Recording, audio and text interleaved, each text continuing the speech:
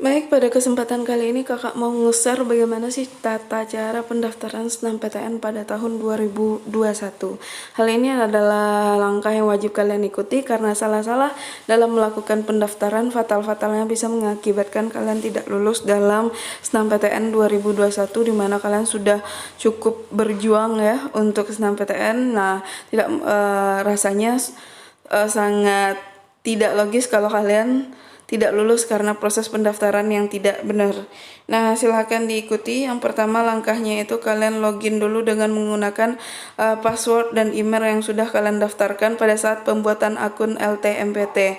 Setelah itu, yang langkah yang kedua kalian melakukan pernyataan kesungguhan dalam mendaftar SNMPTN dan akan memberi tanda centang pada box yang berwarna biru. Di sini kalian akan melakukan pendaftaran ulang jika lulus. Ini juga meminimalisir ya. Mungkin 2 atau 3 tahun yang lalu banyak juga orang yang sudah lulus SNMPTN itu tetap kembali ikut melakukan seleksi atau mengikuti seleksi SBMPTN. Jadi sekarang diantisipasi dan kalian diwajibkan untuk melakukan pendaftaran ulang jika sudah lulus di SNMPTN.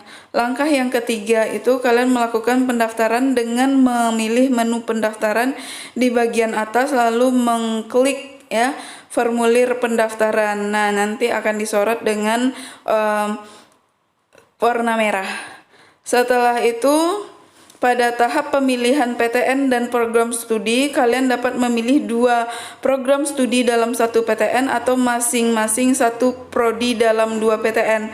Misalnya kalau untuk Sumatera Barat sendiri, kalian itu bisa memilih 2 prodi dalam 1 PTN. Itu misalnya di UNAN kalian ngambil Ilkom dan Ilmu Politik, atau masing-masing 1 prodi pada 2 PTN. Di UGM kalian milih hukum, di UNAN kalian memilih misalnya hukum juga.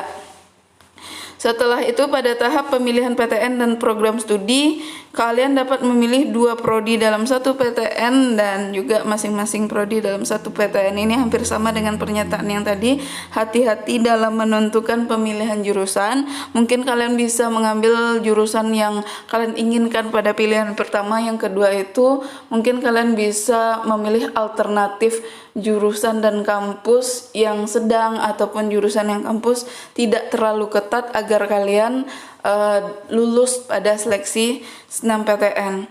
Selanjutnya di sini kalian harus mengisi formulir pendaftaran sebelum mengisi dengan data pribadi yang pasti. Maksudnya di sini mengisi dengan data yang benar.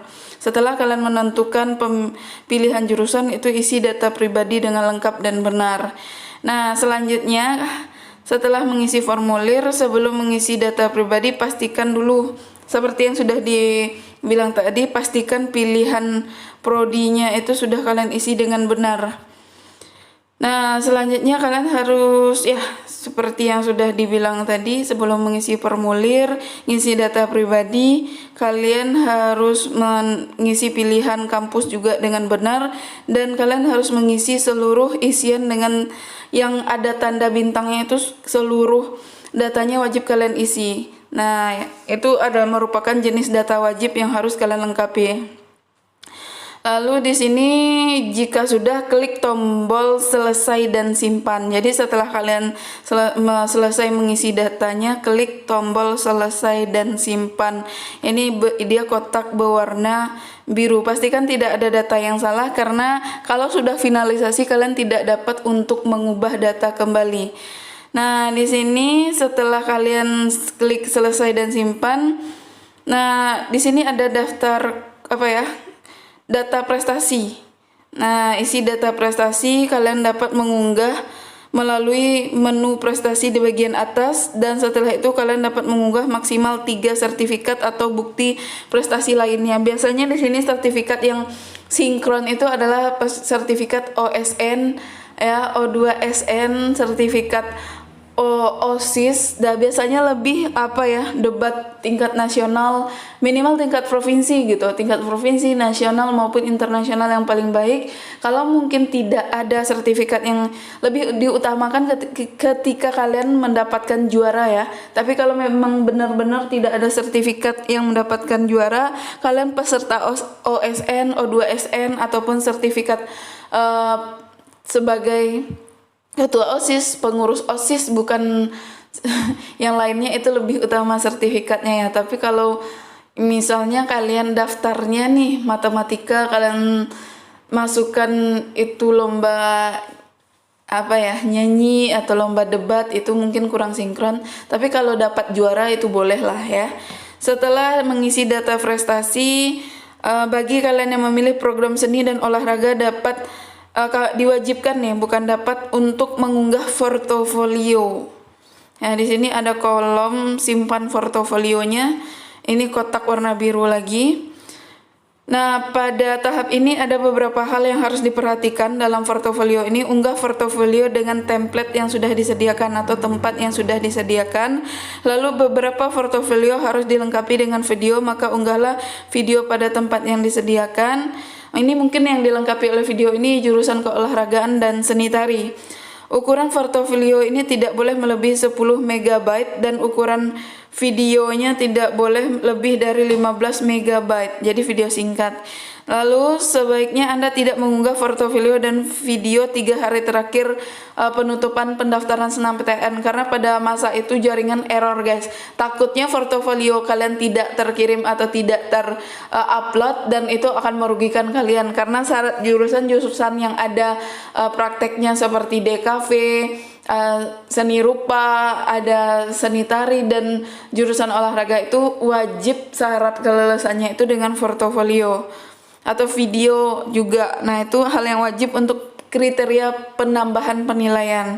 Nah, bagi siswa yang memilih program studi yang mewajibkan portofolio seperti seni drama, tari, musik, cukup melengkapi salah satu dari portofolio teater dan seni pertunjukan, seni tari atau seni musik, dan karawitan sesuai dengan minat yang diinginkan. Nah, dan jika sudah ingin mengubah dokumen portofolio, ya jika kalian ingin mengubah, kalian dapat kembali ke tab portofolio. Nah, tahap selanjutnya, jika kamu merupakan siswa yang memiliki kartu Indonesia Pintar, kamu dapat mengisi nomor KIP dan file scan KIP pada format JPEG pada formulir pendaftaran. Nah, yang keempat, siswa memfinalisasi atau mengakhiri pendaftaran. Jadi pastikan datanya tidak ada yang salah. Nah, perlu diingat setelah finalisasi pendaftaran tidak dapat diubah lagi, dan jika tidak difinalisasi akan dianggap tidak mendaftar. Jadi kalau kalian lupa finalisasi, misalnya santai-santai aja, udahlah isi aja dulu kayak gitu. Nanti aja finalisasi, berarti kalian gagal sebagai peserta senam PTN. Sehingga pastikan Anda segera melakukan finalisasi dan semua data yang diperlukan sudah terisi dengan benar. Nah, untuk jurusan nih, ini biasanya proses pendaftaran ini berlarut-larut karena tidak kunjung fiksasi dengan jurusan. Jadi pastikan fiksasi jurusan, cepat menyelesaikan proses pendaftaran, jangan ditunggu pada akhir-akhir penutupan karena akan error. Nah, tahap yang paling terakhir itu muncul beberapa pernyataan, maksudnya pertanyaan konfirmasi. Kalian checklist semua dan kemudian tekan tombol finalisasi pendaftaran atau tombol warna merah. Jadi sekali lagi jangan lupa periksa data dan jurusannya dan pastikan semua itu sudah tidak ada yang salah, baru tekan tombol finalisasi. Tahap terakhir itu kalian harus mencetak kartu dengan menekan tombol unduh kartu. Dan pastikan di sini kalian menyimpan kartu peserta dengan baik, karena kartu tersebut menjadi salah satu dokumen yang dibutuhkan setelah kalian dinyatakan lulus nanti. Oke, sekian dulu share langkah-langkah atau tahapan pendaftaran senam PTN 2021. Kalau ada salah-salah kata-kata mohon maaf. Jangan lupa untuk bantu like, komen, dan subscribe, dan juga jangan lupa bunyikan lonceng notifikasinya. See you the next video. Assalamualaikum warahmatullahi wabarakatuh.